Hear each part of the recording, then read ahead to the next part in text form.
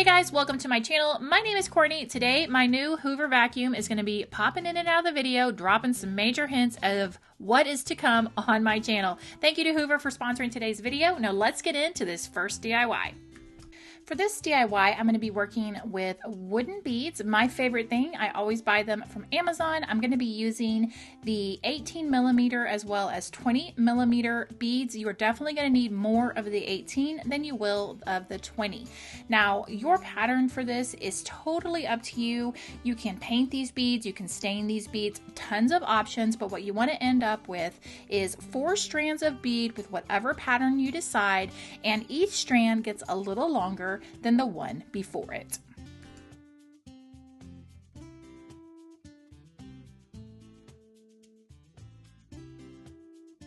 Now get those fingers ready to screenshot. So here is the pattern that I used for the shortest strand. Here is my second strand, so go ahead and screenshot that one if you want to know what I did. Here is the third strand. Again, screenshot if you like. And then the very last strand, which is the longest one, feel free to screenshot this one. Now we're ready to start hanging our beads. So I picked up this dowel rod from Walmart. I wasn't quite sure of the size, so it is a little bit longer, and I do end up trimming it down with my miter shears. And then you're just going to take your beads and go ahead and set them down, and then take some Scotch tape and go ahead and just temporarily attach these to the rod, and then make sure you hold it up against a wall if you want to, or at least in front of your face, so you can see if the beads are hanging how you want them to, if they are as far apart as you want them, so that way you can kind of manipulate it. And then you want to take a pencil and go ahead and mark anywhere that your twine hits the dowel rod, so that way it makes it easier to know exactly where you need to go back and attach your strings of beads. Now you may be wondering, why are your beads already tied? Well, I'm about to give you this tip because I did it the hard way. I tied my strands of beads on like this, and then I went to wrap my twine and I was having to work around the beads. So by making those pencil marks, you don't have to put your beads on yet. You can start wrapping your twine. When you get to a pencil mark, you go ahead and attach that one end of the bead, then wrap, wrap, wrap, wrap, wrap. You get to the next pencil mark, you know exactly where to attach your beads. So go for the easy route. Don't do the hard route like I did. And then to wrap this, I ended up using 2 different shades of twine to go ahead and wrap the entire dowel rod.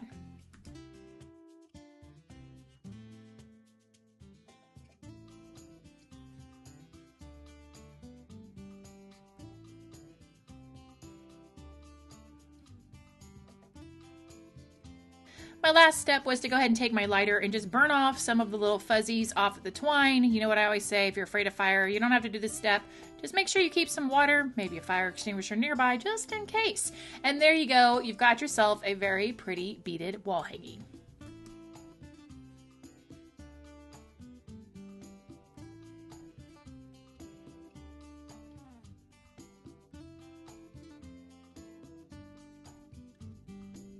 All right, we're ready for our first hint. A quick snap of the handle and a quick placement of the rechargeable battery, and we are off. This little vacuum is so lightweight. I was easily able to follow along where this vacuum was leading me, holding my camera at the same time, and voila, it stops on this new crafting toy.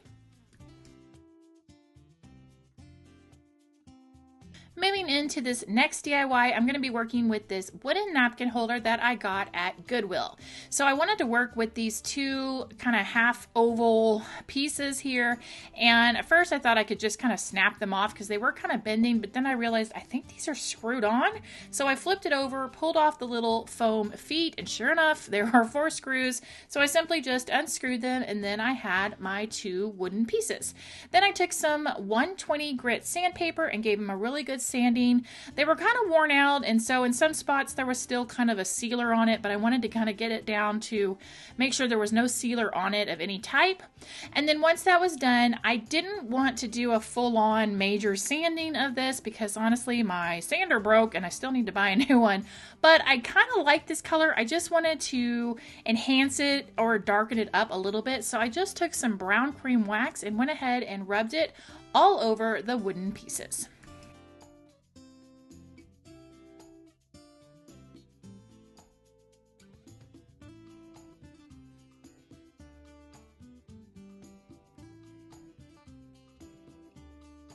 While those wood pieces are drying, I grabbed this frame. This is my daughter Bailey when she was 3 years old, and I don't really have any red decor, so I thought, okay, I need to paint this frame anyway. So I took the picture and the glass, all that good stuff out, and then I'm going to take some white chalk paint and go ahead and give this frame 2 good coats of the paint. I wanted full coverage on this, no distressing, no red showing through, but I just wanted it solid white. Then I'm going to set the frame aside and let it dry.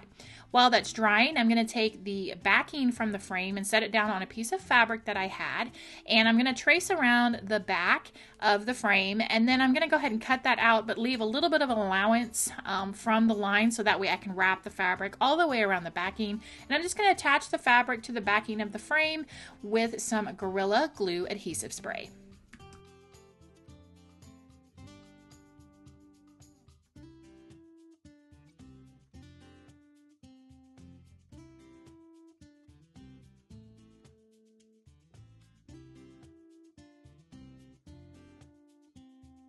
Once the backing was back into the frame, I was ready to go ahead and glue on my little shelf. That was easy peasy. All I did was take some of the clear grip Gorilla Glue and I just applied it to my shelf. And like I said I prefer this one over E6000 a million times over because it starts to set up really fast, and I don't know, I just really like it. And once I got it on there, I went ahead and take some paint bottles on both sides just to kind of keep the shelf in place. But that's it. That's all you have to do, and then you've got yourself a little shelf display to hang on your wall.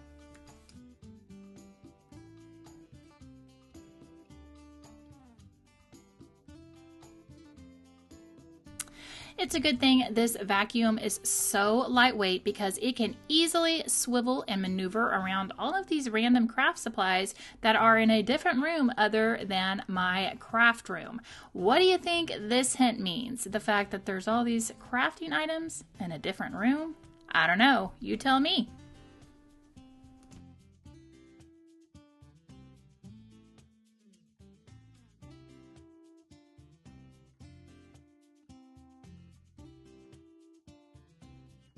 This DIY is taking our last DIY and kind of amping it up a little bit. You only need 2 items for it. You need a board and then you need a large frame. You can get these frames without glass from Hobby Lobby in the clearance section all the time, or perhaps you have some frames that have broken glass. This is a great use for those. So my first step is I did take this board out to the garage. I did give it a good sanding. This is a 1x6 and I measured the inside of my frame and then I cut it down because this board is actually going to fit inside of the frame, whereas in our last one the board attached to the outside of the frame. We want this one to go in so that it is extra sturdy. It can actually hold some really good weight. Once I rubbed this brown wax all over it and it was all stained, I was ready to go ahead and attach it to my frame. And to do that, I just again used the Gorilla Clear Grip glue, let it set up for 24 hours, and that's it.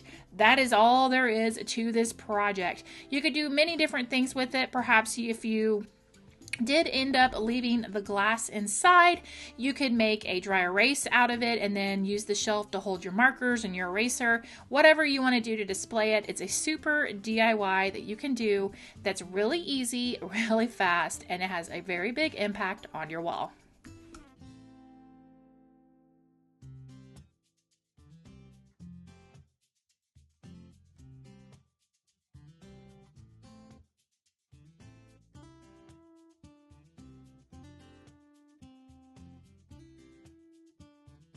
All right, we are coming up to our third and final hint here, and I'm just going to glide on out of this room that had all the random craft supplies using just one hand. Like I said, seriously, easiest vacuum to push. It's so lightweight, and I'm going to enlist the help of my son Sam because to empty this, it's so easy. You push a button, the canister pops off, you push another button, and all of the dog hair, the dirt, the grime, all dumps out, snap it, so there's no bags, which makes it really awesome, and this is a great chore for any child. Just look at the expression on Sam's face. He's super excited.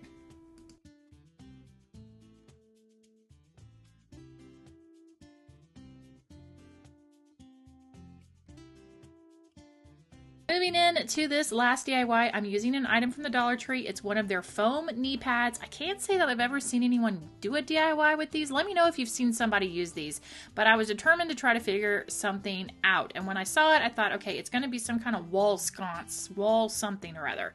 So what I did was I wanted to take it outside and spray paint it to see how it held up. And so I just used some of this gilded brass Rust-Oleum spray paint. I gave it a good couple of coats of the spray paint, and it turned out okay. Like, I would be okay with it how it looked. But then my ideas started spinning, and I was like, you know what, I'm going to turn this into a completely different project. And so I ended up spraying it with some of the Gorilla Glue adhesive spray, and then I took some of the fabric that I used in one of the other wall hangings and I covered it with the fabric. And the easiest way to go about covering it is just, I went ahead and just kind of did the sides, the top, and the bottom. And then as far as the corners, it's one of those things where you just kind of pull and then secure it in the inside. Pull, secure it to kind of get all the little bumps and nooks and crannies out. And then once it was completely covered and smooth, I wanted to add a little accent to the front. So I had this little fabric here, and I just wanted to cut one little pattern of these little flowers. And so I cut a strip of it, and then I went ahead and frayed it, and then I also attached this by just using a little bit of hot glue and attaching it on the inside on both sides of this little knee pad.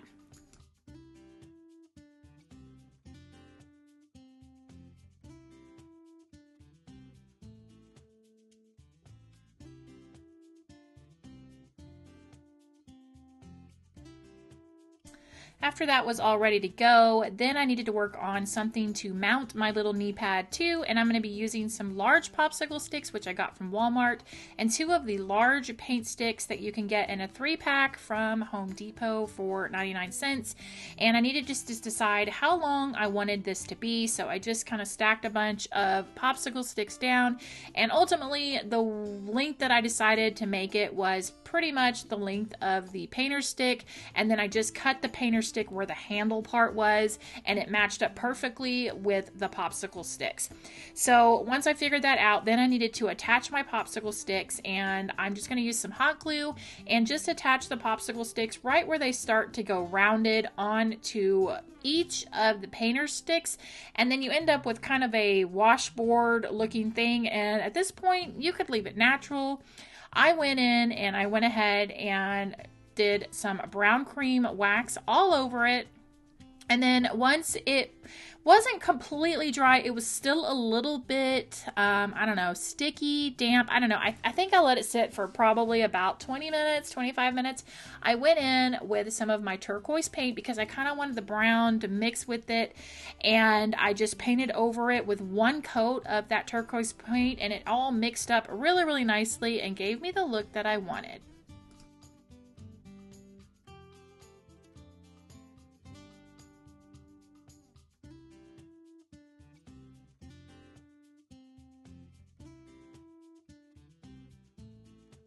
Once my little wooden backboard was all dry, it was time to attach the knee pad, so I just took some hot glue and I put a generous amount along the inside edge of the knee pad, and then just kind of shaped it and held it in place on the board, the turquoise board, I guess. And then once it was on there, I did go in and kind of try to secure the top 2 corners just a little extra by squirting some extra glue in there just to make sure it was secure. I'm not putting anything super heavy in here, so it didn't need like a major adhesion to the turquoise board. And then once that was on there, then your last 2 steps is just to pick whatever florals that you want to put in there. And then I just went ahead and made a little twine hanger and stuck it on the back of the board. I just did a little loop, and then that's it. This little wall hanging is all finished.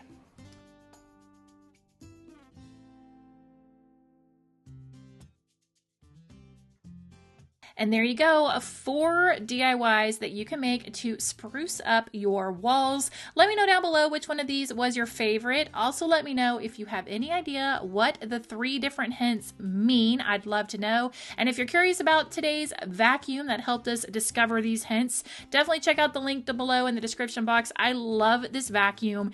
It is definitely going to be my go-to. I can haul it upstairs, downstairs, It's going to be everywhere because, you know, dog hair is everywhere. Thanks so much for watching, guys. I really, really appreciate it. I will see you in the next one. Bye!